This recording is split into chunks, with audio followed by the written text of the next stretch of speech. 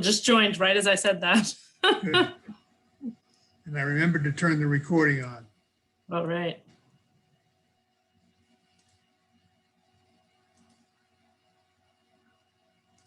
All right, everybody. Good evening. We have Catherine D'Amico and Coty Keller here again for the fifth in our 6-session series on our fragile Earth, this fragile Earth, our island home. Tonight we're going to talk about specific actions that the government needs to take. And this is not a political evening. This is about what the economists and the scientists tell us we need to do. So we won't be talking about specific legislation or what the political parties are advocating, unless you want to do that in the question or answer. We want to stick to what we know has to be achieved. That is, we've got this broken natural carbon cycle that needs to be restored and then sustained. We know from the best science that this has a very broad scope of action that has to happen. And it has to happen relatively quickly. We're bound by time and distance. We have to reduce emissions by 70 to 100%. And we have to do that in the next decade. And that's going to take reducing our consumption of energy and then shifting from fossil fuels and other emitting sources to zero emission energy sources. We also need to reduce resident carbon from the atmosphere, because the carbon that's up there is going to be there for hundreds of years, thousands of years in some cases. And we need to pull some of it out and sequester it, store it in our soils by reforestation and better management of our soils. We also need to be very careful not to repeat or reinforce existing inequalities. We have climate justice to take care of. So we're going to use this concept of leverage. The Union of Concerned Scientists tell us that different levels of government are better at different things. And just as we see this conservation worker here using a pry bar for leverage to move this rock, we want to use tools in government to specific policies and actions. And that's what we're going to talk about tonight. So the schedule, the agenda for tonight, we'll talk about action at the federal level, the state level, or the local level. And because of time constraints, I've selected 3 actions at each level of government. And if we have some time, we can talk about others on the wish list, but more than likely, we'll just get to these 9 actions. And then we'll talk a little bit about what we each can do to influence government. And then as always, we'll have a question and answer session that'll probably hopefully last about 15 minutes. So if you have questions as we go along, queue them up down there with the Q&A button down at the bottom of your screen, or in some cases, some devices have it up at the top. And then before we sign off, we'll talk about what comes next. So we're going to start with the federal government and the 3 actions or policies that need to happen are global cooperation, putting a price on carbon, and then a transformative and sustainable farm bill. I can see my E got separated from the V there, I'm sorry. So let's get into federal government. Global cooperation. Over on the left, we have the graph that we've been using in the previous sessions that was developed, that came out of the United Nations, a special report on climate change that shows us where we are in terms of global average temperatures reaching 1 degree Celsius above pre-industrial levels back in 2017 and heading for 1.5 degrees centigrade by 2040 unless we do something.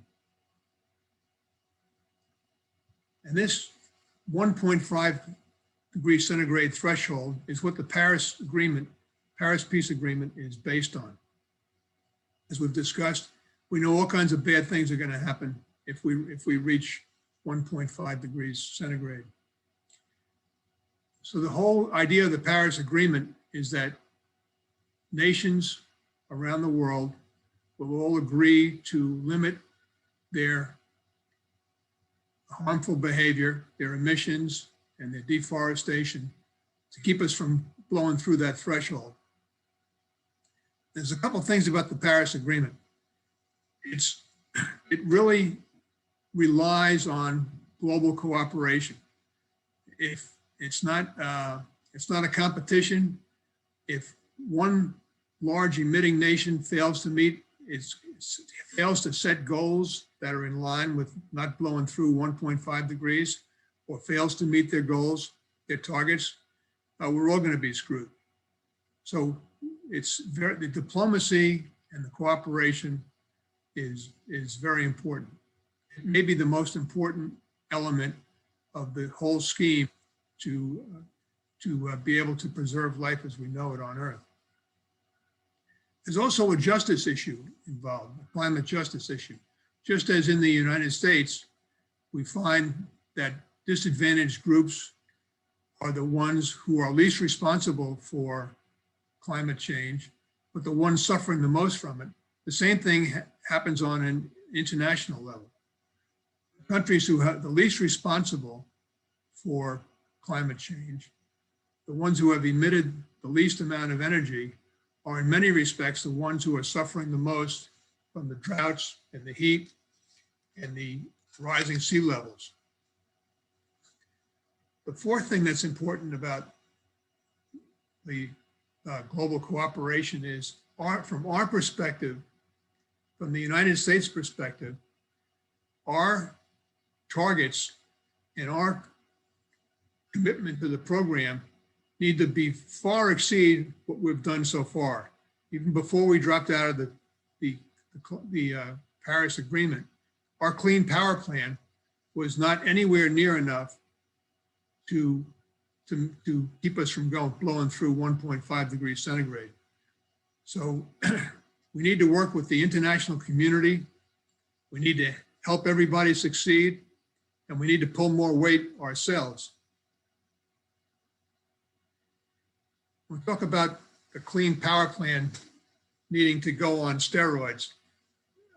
This slide is designed to show, this slide was made in 2013 when the EPA and the Obama administration was considering what was going to be done for our contribution to the Paris Agreement. And the brown line in the middle here is a projection of what was going to happen to US emissions over time if the EPA proposal, which turned out to be the Clean Power Plan, went into effect. And you can see that by 2030, and this is again from the 2013 perspective, this was only going to reduce our emissions by 30%. And I think, after the last 4.5 weeks of this program, it's nowhere near enough. An alternative proposal, which was not undertaken, was putting a price on carbon, which is called the CCL plan, which stands for the Citizens Climate Lobby, a group that advocates for putting a price on carbon in a certain way. And you can see that by 2030, that program would have achieved 90% reduction in emissions. So where we are now. We need to reduce our emissions in the next 10 years by 70 to 100%. So you can see the Clean Power Plan is not going to hack it. Now, this carbon fee and dividend, this CCL plan, looks a little bit better. And that's exactly what we need to do based on the best information from scientists and economists. So let's talk about this carbon fee and dividend plan. It puts a price on carbon, and that means that everybody pays more for things that generate emissions, fossil fuels and the like. And what happens is not surprising. People use less and less of energy that emits carbon, and people use more and more of energy that doesn't use carbon. Wind, solar, hydro, nuclear, geothermal, and that creates jobs in those other sectors. And then what happens, the dividend portion of it is all the revenues that are collected from this tax are given to households in a monthly check. So that causes people to spend more money. It stimulates the economy. And also for lower income people, the amount of the dividend is more than the amount of the increased price in energy. So you don't wind up with an unjust tax on lower income families. So the outcome, the projections are a reduction of emissions of 40% over 10 years, the increased jobs, and oh, by the way, since we're not burning all this fossil fuels, the air is cleaner, so people are healthier, people are saving money on healthcare costs, and we don't have the injustice of a regressive carbon tax. Regular carbon tax, by the way, is regressive and would not be good for climate justice. So that's the carbon fee and dividend scheme. You can see that while 40% reduction in emissions in 10 years is not the 70 to 100% we need, it's a big chunk of it. And it's an important part of action at the federal level.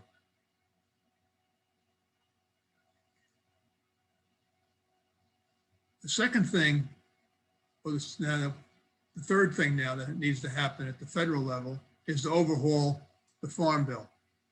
I hope we've learned over the last 4 weeks that the way our agricultural system and our farm system and our whole food system works is that it's doing terrible things to the soil.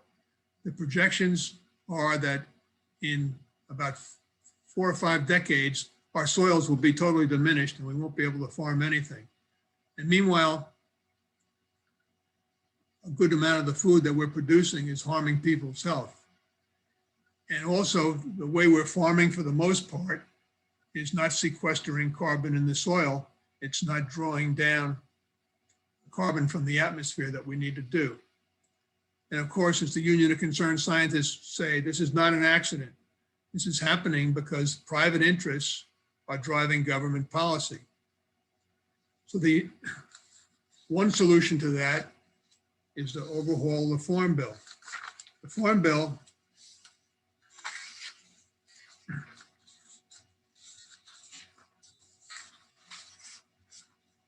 is written about every 5 years, and it shapes federal food and agricultural policy.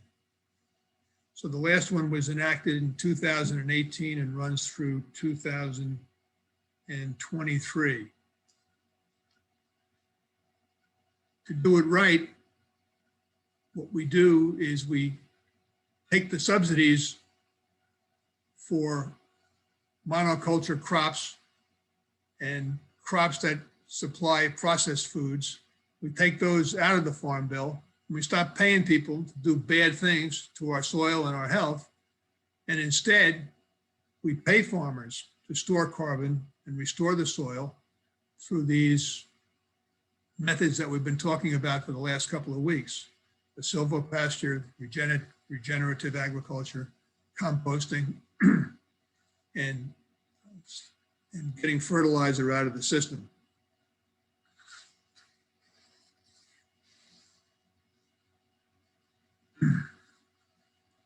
And we also reward, we build this Farm Bill so that we're providing nutritious, plant-rich diets to all people.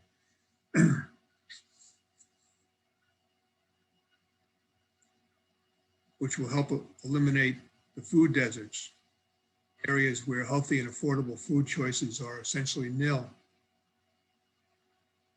Some say it's a better label for food deserts or areas of food apartheid, because they're found more often in poor areas, especially those whose residents are people of color.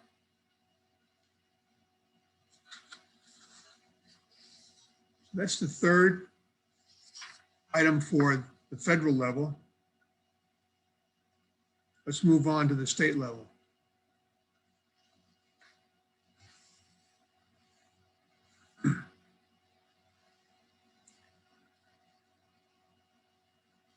the states regulate the electricity and the electrical industry.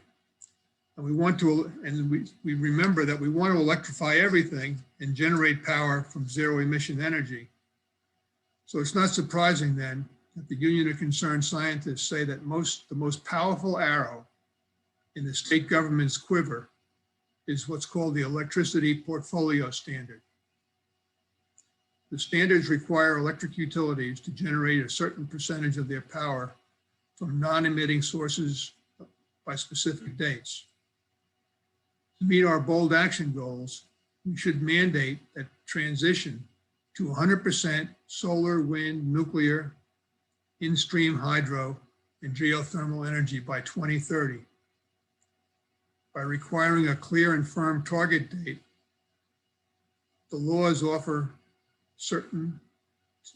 laws would offer certainty to investors and developers of non-emitting energy while helping utilities get away from carbon-based sources of energy. So 29 of the 50 states in the United States have carbon or have electricity portfolio standards. In the past, they've been called renewable portfolio standards, which is transitioning to a term called low carbon electricity standards.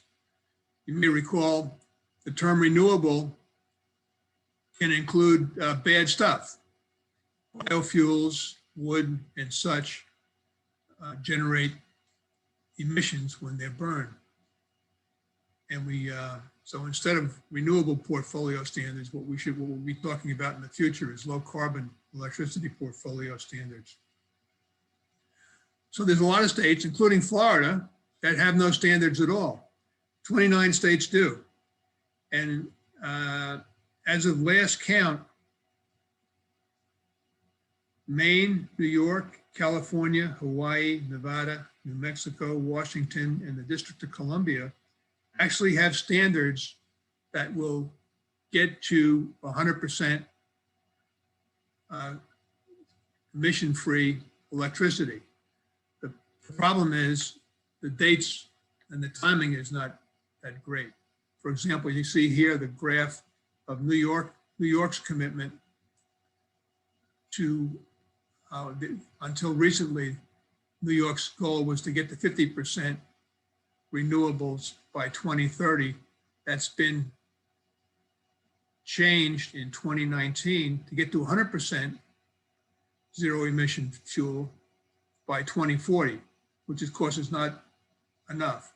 The other problem with New York standards are they talk about renewable and not zero emission. So the New York standards have got a lot of fudge in them. They have a little bit of room for burning fuels that emit carbon.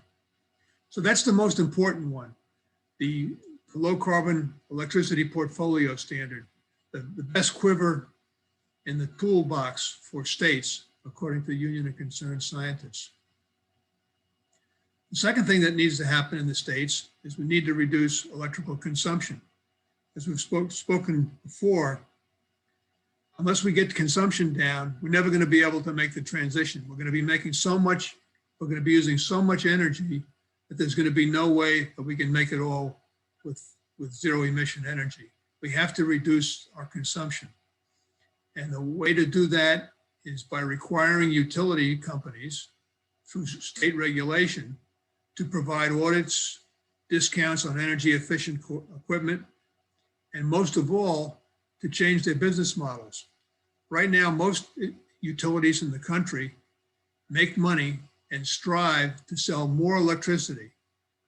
Their idea is to sell more electricity, they're going to make more money. And by having regulations that reinforce that, we're never going to fix the problem. We have to change the business model so that the utility companies are making money based on service and not based on volume. And finally, the utility companies or the states need to regulate the market in a way that makes it favorable for what's called distributed solar power or rooftop solar. Many states have rules that make it illegal, actually, to make solar power and sell it to your neighbors or your tenants or other people in your building. And these kind of rules stifle the solar industry, and the solar industry needs to thrive, especially rooftop solar, if we're going to be able to make the transition. So those are the three things that the states need to do the most of, and they all have to do with electrical power, because as I said, by law, the states regulate the utilities. Let's move on now to the local level.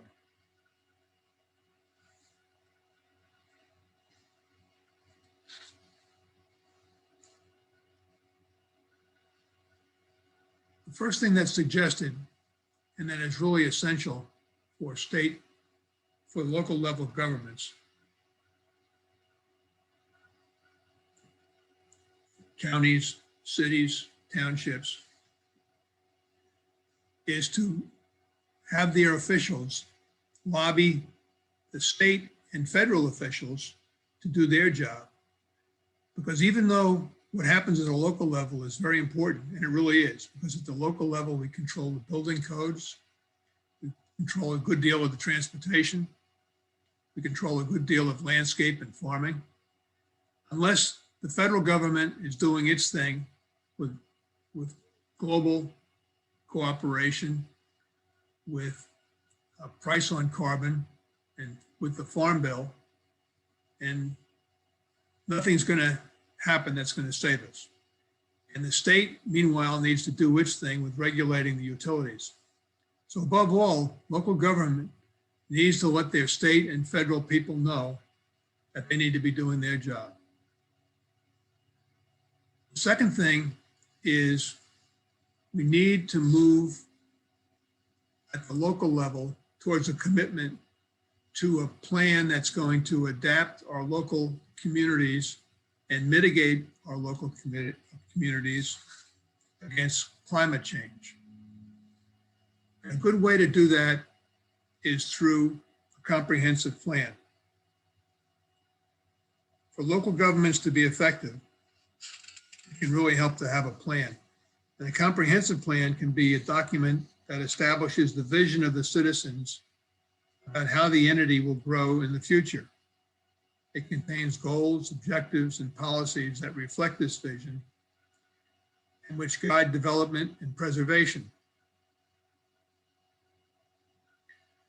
The town of Freeport, Maine, for example, has a plan that is both a vision and a strategy to achieve the vision.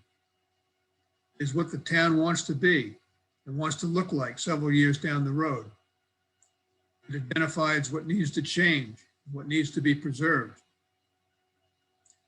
Comprehensive plan for the city of Long Beach in New York provides the context within which the city and its board make rational decisions.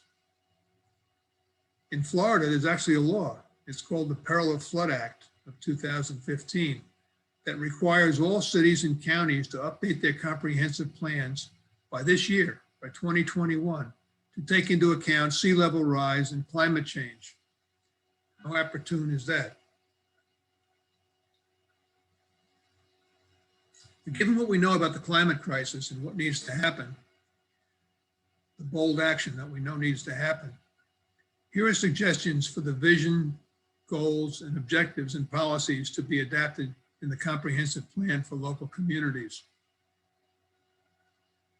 We can have a vision that recognizes that the natural world is essential for our human existence, our economy, and our lifestyles. Therefore, living in a way that sustains the natural world is a bedrock, an underlying principle of the comprehensive plan. Goals and objectives. We could say in our comprehensive plans that we aim to work with nature in stewardship with the earth to get the natural carbon back into its natural cycle. instead of working against nature and dominance of the natural world. Suggested targets are to reduce local emissions by 70 to 100% by 2030 and sequester lots of carbon. A policy of adaptive mitigation. 2 weeks ago in session 3, we explained the need for both actions to adapt to actual or expected climate change and actions to mitigate, to reduce emissions and remove carbon. A comprehensive plan can explain that while some feel that adaptation is an end unto itself, there is a real danger of focusing too much on adaptation at the expense of mitigation. The climate's going to continue to change, and the long-term impact of climate change will be too severe to manage by simply adapting. Everyone agrees that if we don't slow the warming down, our prospect for adaptation is not good. The plan should emphasize that we must mitigate if we are to avoid the worst.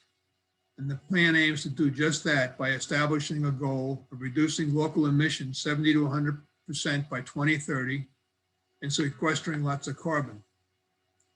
The means to achieve these goals are the application of forward thinking in business codes, managing transportation, landscape codes and rules, and reforestation projects, which are all controlled by the local government.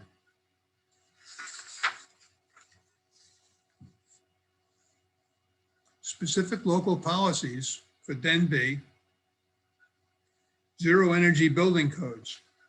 You might recall from session 3, we talked about bold action.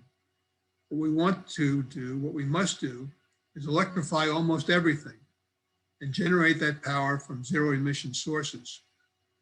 The first step is to adjust local building codes to match the US Department of Energy's zero emission ready home standard. These homes have been cost effectively built across the United States, including close to me here in South Sarasota County by the Habitat for Humanity.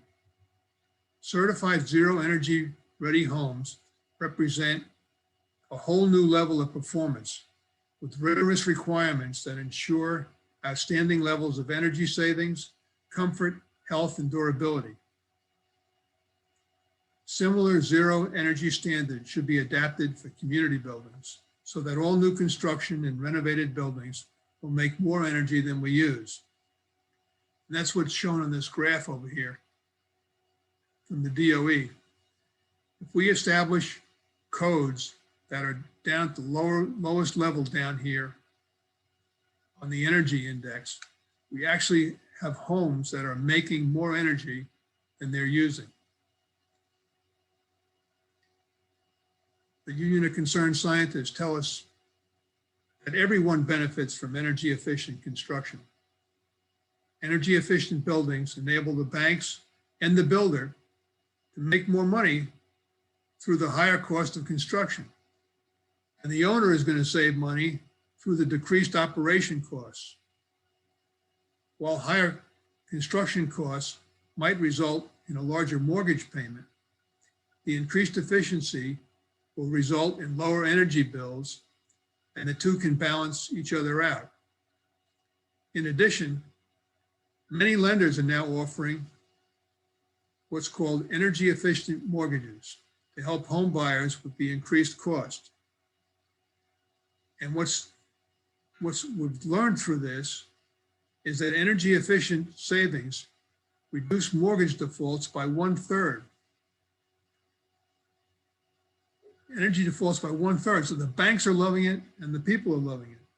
And the lower risk associated with enhanced building performance underscores the sound economic argument in favor of stronger efficiency standards.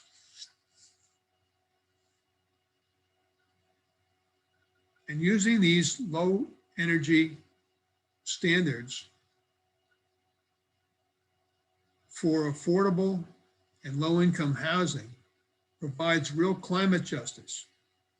Homes adapted to adverse weather and also mitigating climate at the same time. It's just a win-win situation. In transportation, the Union of Concerned Scientists tell us that land use planning should maximize public transportation possibilities by placing mixed types of housing in close proximity to businesses and commercial operations.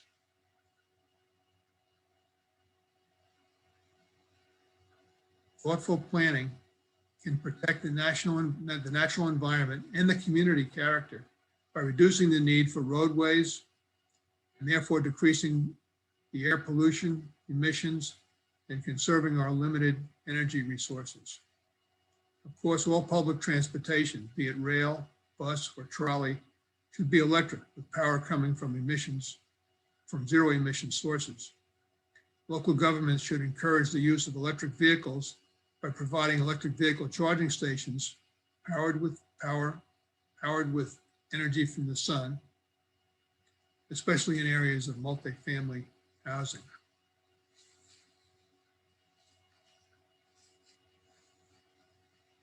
A few more local policies that can help achieve what we need to would be tax incentives for businesses and homes that install native landscapes and do reforestation, composting programs that make it easy for people to compost and put the compost to good work in the community, and land development without total deforestation. I don't know if you've seen what happens in Florida very often, is bulldozers come in, level forests and trees and landscapes that have been there for hundreds of years, scrape it all away, put all the wood in big piles and burn it. So now what are we doing? We're ripping all these trees and plants out of the soil, releasing all the carbon into the atmosphere. We're killing the soil, basically scraping all the rich soil away, and then burning this wood that's piled up, causing more emissions into the atmosphere, and then bringing in topsoil, fertilizing it, and trying to grow things from scratch. It's just, it's almost criminal. And then finally, a comprehensive plan could have provisions for educating and making people aware of why these policies are happening, so that people understand what's going on. Without people understanding the benefits of these changes, they're not going to be behind them.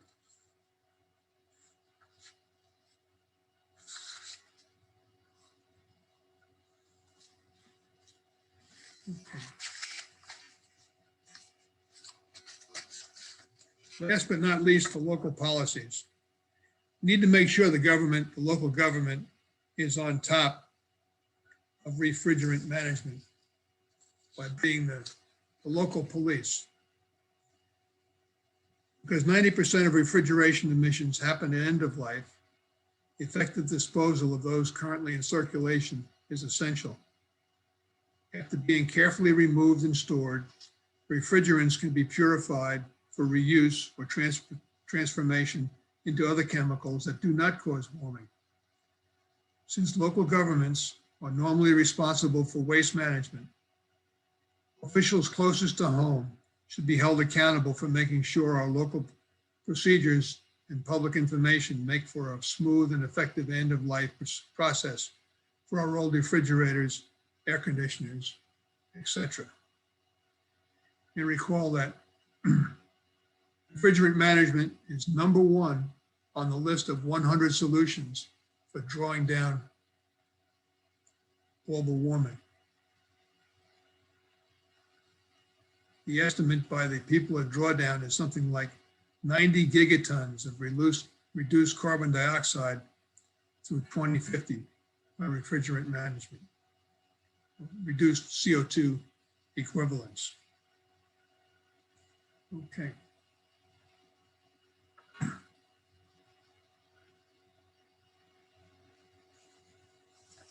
So those are the nine suggestions for action at the 3 levels. And just a quick wish list here. Just going to do this for about 2 minutes.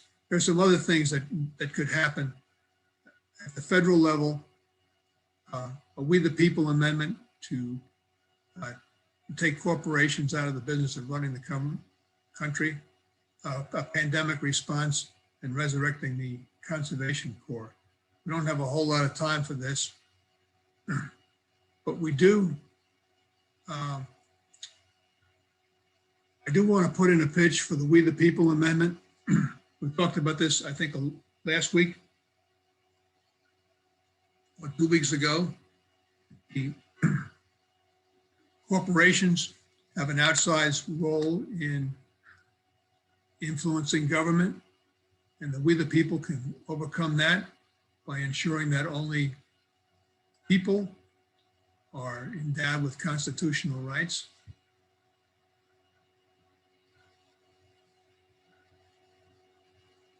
In addition to the climate, this we're also facing right now severe consequences from the pandemic and the economy from even before the pandemic happened.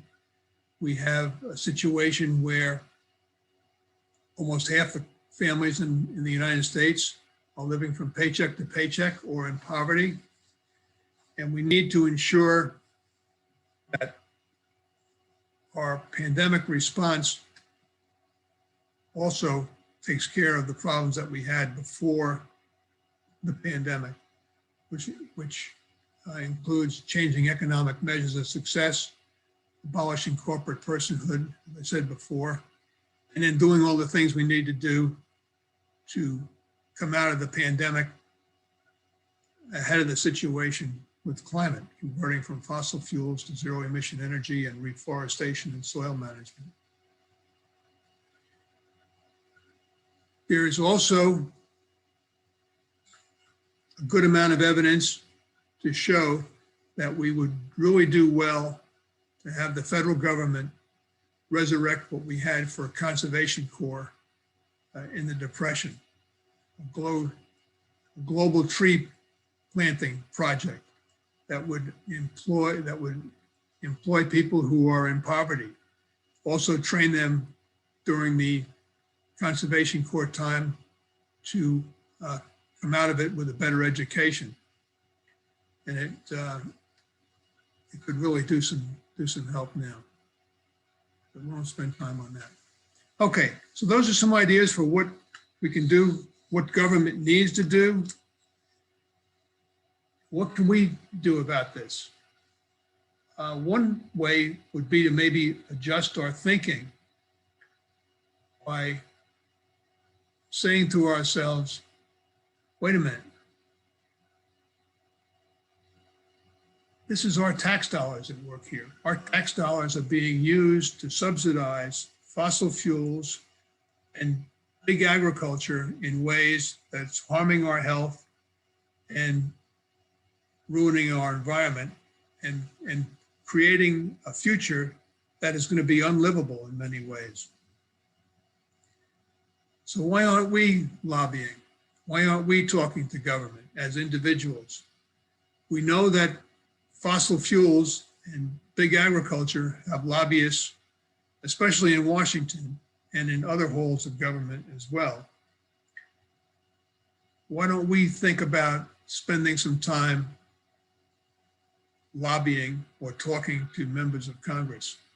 And the Union of Concerned Scientists, as well as Bill Gates in his new book, talk about the benefits of one-on-one contact with our members of Congress, as well as people at other levels of government. They have telephones, you can visit them, and you can have your position heard and listened to. And why not? The bad guys are doing it. Why shouldn't the good guys be doing it? We could also be spreading the word through digital and traditional media. There's plenty of ways we can make our voices heard. And in addition to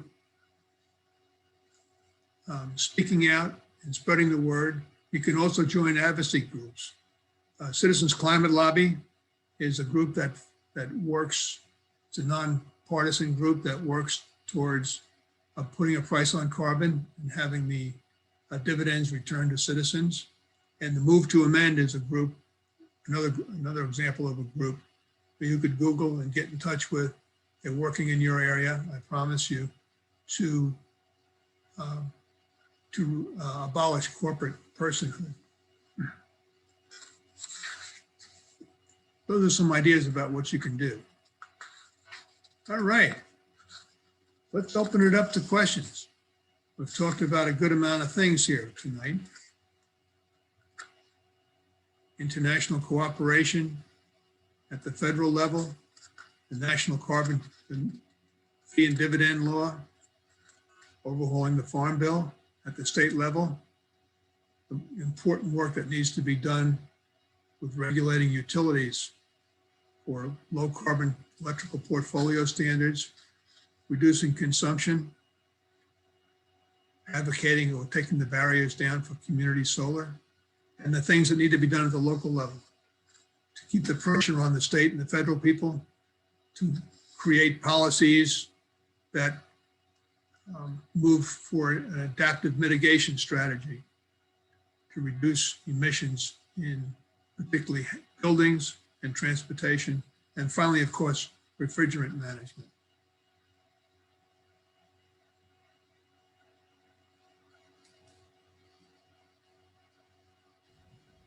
Okay. So Coty, we have a question from George. He wanted to know if you could give him some more detail on the refrigerator disposal. Yes, I'm not sure which end you want to hear, George. I mean, the reason that it's the F gas, the reason that it's so important, or the F gases, well, they're not that large in volume. They're very potent. F12 and F11, I believe, are really potent heat trapping gases. So even a little small amount is hundreds and hundreds of times more powerful than carbon dioxide emissions, for example. So they really can't be tolerated. And these gases are in refrigerators that are still not refrigerant systems. So you'll find them in air conditioners, room air conditioners. You'll find them in your home central air conditioning heating, dehumidifiers, refrigerators, and most localities have very strict rules. They should have very strict rules on the disposal, because that's where the stuff happens. The leaks don't happen when these things are working properly. The leaks happen when they get disposed of improperly, and then it's too late. And the leaks always happen at end of life. So it's the disposal that needs to be watched.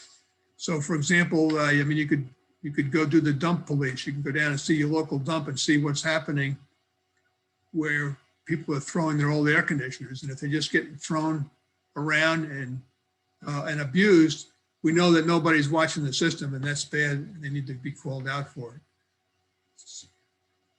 Another thing is just to be aware of it yourself. You want to make sure that when you dispose of this, or if one of your friends or family dispose of one of these pieces of equipment, that it's not roughshod and that it's put out properly.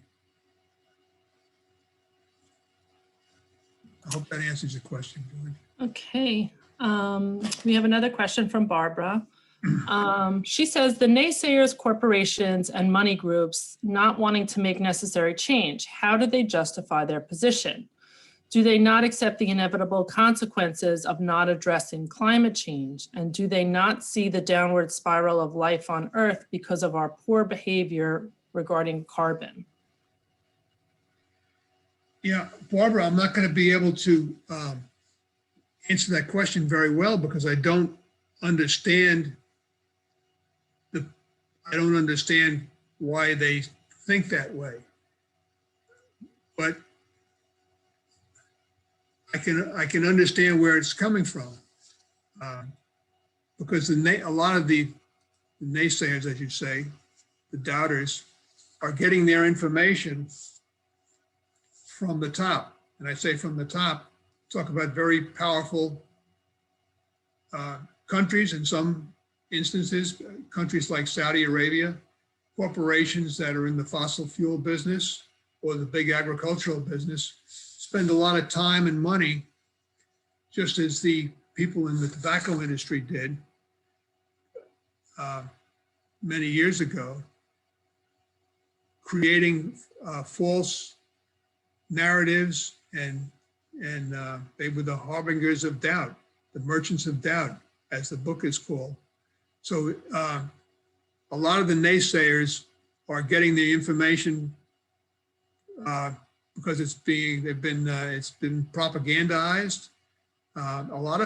There are many people who believe this way because their worldview is influenced by the crowd they hang around with. And that's the ideological structure of what's going on. So to answer your question is, I don't think these people are bad. I think they act and behave this way is because they've been, it's no accident. The people with interests, they've been influenced by people whose interests are in the fossil fuel and big agricultural industry.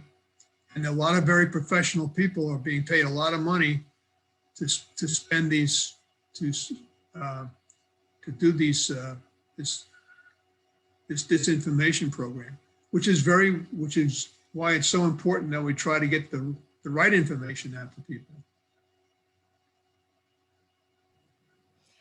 Okay, Coty, we have another question from Keith, or kind of a statement.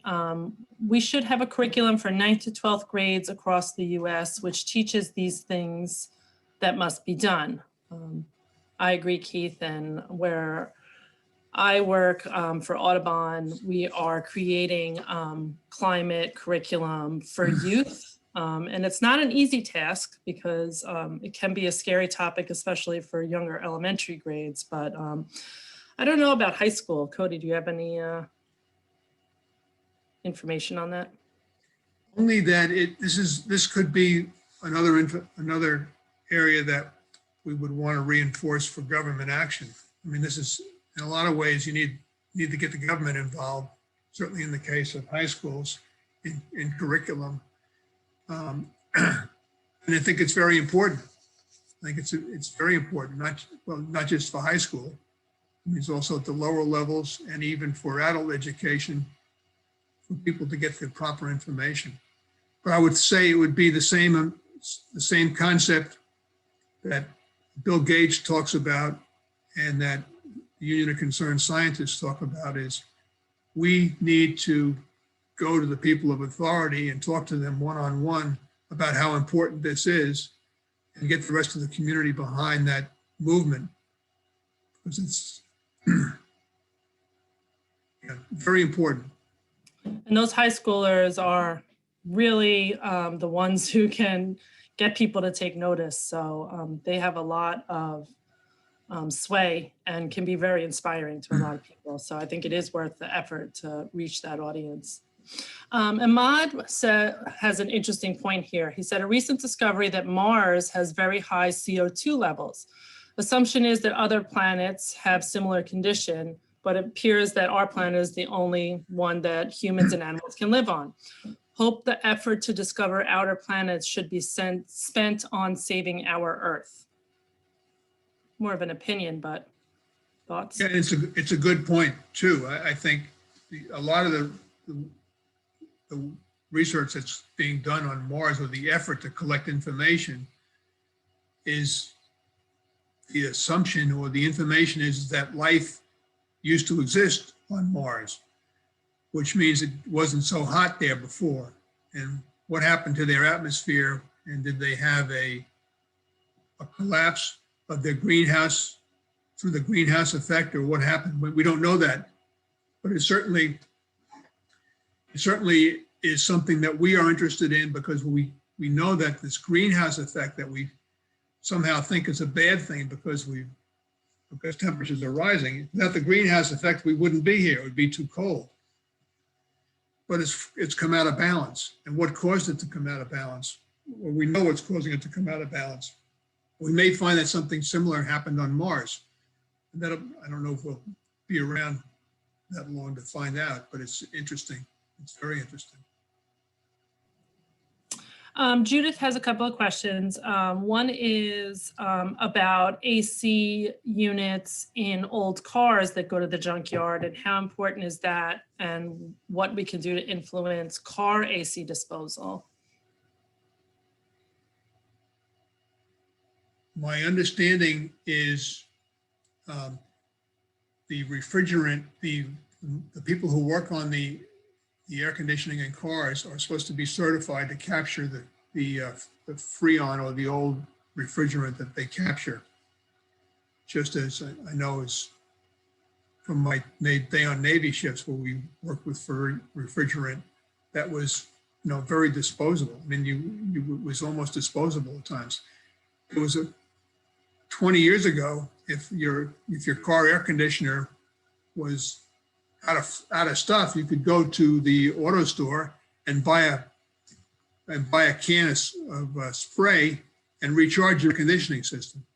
You can't do that anymore. It's as I understand it, although I don't have the details on it, it's very regulated, and it should be regulated. Did Judith have another question? Yep. What can we do to help reverse the Citizens United decision ASAP? Google Move to Amend and join the local chapter. The Move to Amend people have been working on reversing Citizens United as part of the program to abolish corporate personhood. There's two sides to that. One is corporations with having the same rights as people, same constitutional rights as people. And the second part of the We the People Amendment reverses Citizens United in that it not only puts limits, it reduces or eliminates corporate and rich people contributions to elections. So that's how I fight. That's how I fight it, is work with the local chapter of Move to Amend, Judy. I'd suggest the same thing. If you can't get in touch with anybody, send me an email or call me and we'll find somebody. I actually wanted to know, Coty, if you could talk a little more about Costa Rica and their efforts to become carbon neutral, because I know they're having some great success. Yeah, what I'm aware of was from watching David Attenborough's documentary, A Life on This Planet. He used Costa Rica as an example of a country that totally reversed their deforestation and have won the highest awards for their reforestation events. And a lot of it came through awareness,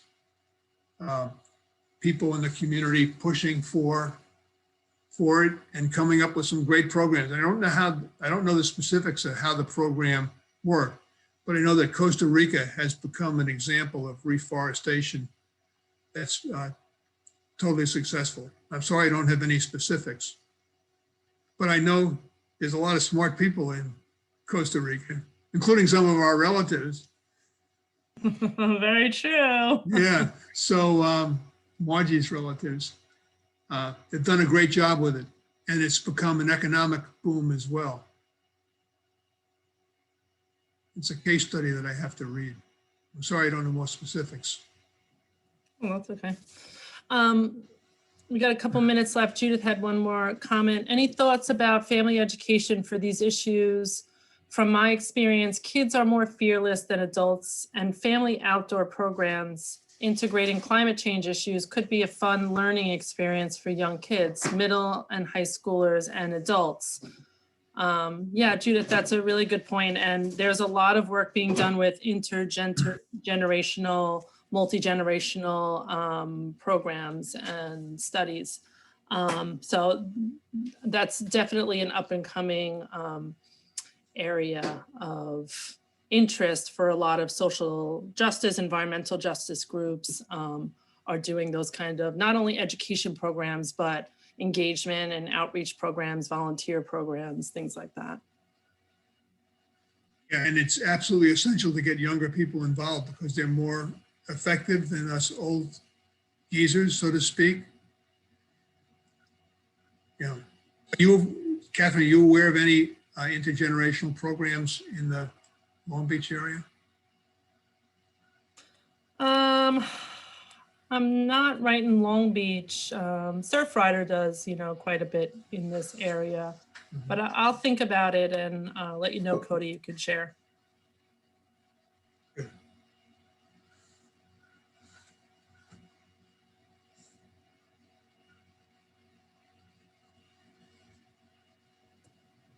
Okay, we have one last question. I think we have time for just one more. Imad said, you mentioned Saudi Arabia as being a large contributor to emissions. However, it's driven by supply and demand and is controlled by Western interest groups. What do you suggest for the Saudis or other oil producing countries to do? The Saudis are like other oil producing countries, and like a lot of the oil companies in the US and in Western Europe, they're diversifying. A lot of they're diversifying into other forms of energy as well as other industries, realizing that while the source of oil may not dry up, its profitability is going to cease. Diversification, I think, is what the business strategy is that I've been observing.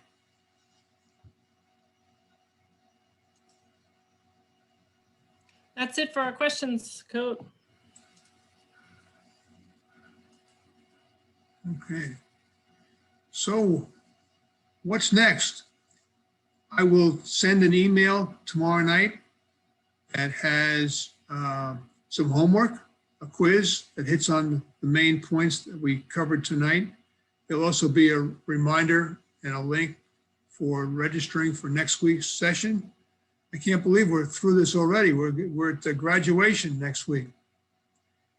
The email will also tell you how to get to the references and the copy of the slideshow and the recording for tonight. If somebody you know missed tonight's session and wants to see it, it'll be available on a recording, God willing. So, and if you can't wait until tomorrow night, you can go to the link, tinyurl.com with Greta, and you can get all that information. And I want to thank you all for attending tonight and for being with us through 5 weeks of the 6-week program. And we look forward to seeing you next week. Everybody have a good evening. Have a great night. Thanks, everybody.